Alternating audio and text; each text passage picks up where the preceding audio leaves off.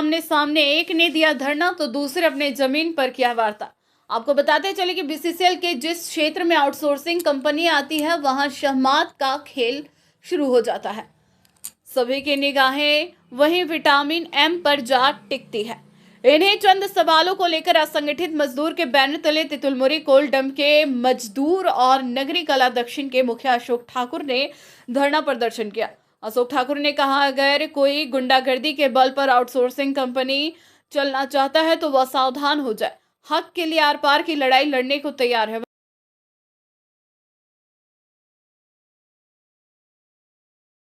धारणा हम 18 तारीख के एक लेटर देने के बाद वार्ता मैनेजमेंट से हुआ। वार्ता में कोई पहल नहीं हुई और हम कल भी बोले थे, आज फिर से कह रहे हैं कि कोल डैम का नेता के साथ साथ मैं इस पंचायत नगरी कला दक्षिण का मुखिया भी हूँ।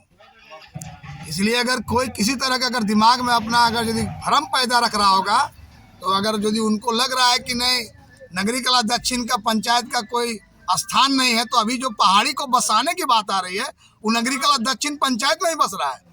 तो हम पंचायत के लोग इतना प्रभावित हैं और कुछ लोग अपने आप को मतलब गलत तरीका से नियोजन का जो बटन बाट हो रहा है और नगरी कला दक्षिण का हमारे डैम के कुछ लोग का जो बहुत ही स्थिति जिसका परिवार का खराब है, वैसे लोग को नियोजन ना देके अपने मनचाहा अपने जिसको गुंडा कहा जाए उस टाइप का काम यह कर रहा है।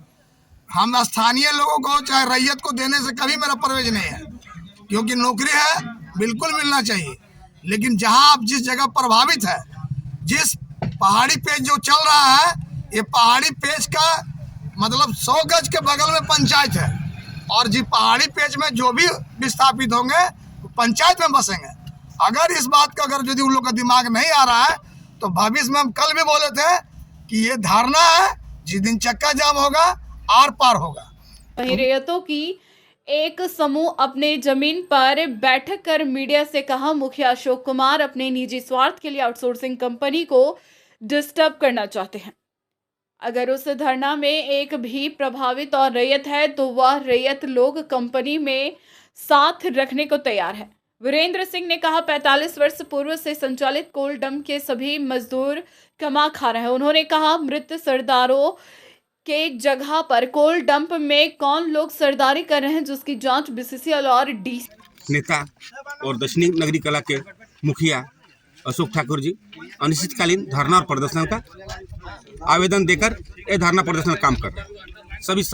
सभी सरदार और लेबरों को 50% इस कंपनी से नियोजन को मांग को लेकर, और हम आपको बता देना चाहते हैं कि बीसीसीएल के एनआईटी के तहत झारखंड सरकार के जो नियोजन है कि यहाँ के 75% को लोगों को नियोजन मिलना चाहिए कोई प्राइवेट कंपनी से। तो चन्नी राधा कंपनी की कंपनी ने यहाँ के रैयत और विस्थापितों को 75% नियोजन देने का काम किया है। अभी एक मशीन का कार्यरत है इस कंपनी में।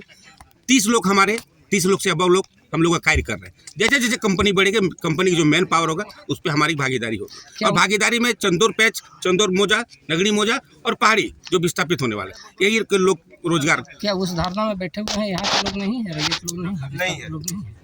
आप उस जगह पे जाने के लिए भी आमंत्रण है। मैं उस धारणा में देने वालों को मैं खुलेआम बोल रहा हूँ, यदि हमने 75% कंपनी ने हमें रोजगार देने का काम किया, यदि आपके पास ये मुद्दा है कि आपके पास रैयत है, आपके पास जो इफेक्टेड है लोग, तो उस लोग को यहाँ शामिल कीजिए। वैसे चयनित लोग को कीजिए कि हम आखिर बाहर के लोग को इस कंपनी में नहीं ला रहे हैं।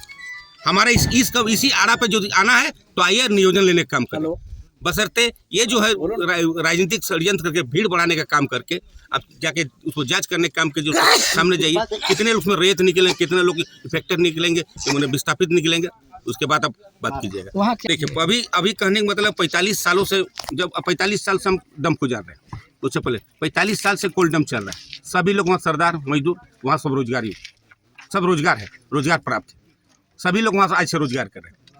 और उसमें रोजगार होने के बावजूद जितने लोग वहाँ धरना में बैठे सबको रोजगार प्राप्त है, कुछ ना कुछ सबका मैंने क्या कहते हैं भरण पोषण का कार्य चल रहा है। हाँ, भरण पोषण काम चलता है। मैं उस कोल डंप को सरदार लोग या डंप के नेता लोग को एक चीज़ कहना चाहता हूँ कि आज 40 साल से जितने लोग सरदार हैं, क्या वो लोग सरदार अभी तक हैं? और यदि उसकी अनुपस्थिति में उनका निधन होने के बाद यदि आज तक उसके जगह पे उसका लाभ कौन लिया जा रहा है, उसका लाभ कौन ले रहा है? जो सरदार आज निधन हो गया उसका लाभ कौन ले रहा है और किस आधार पर लाभ ले रहा है, ये मैं बीसीसीएल और धनबाद जिला उपायुक्त से मांग करना चाहता हूँ कि इस पर जांच की विषय बनना चाहिए।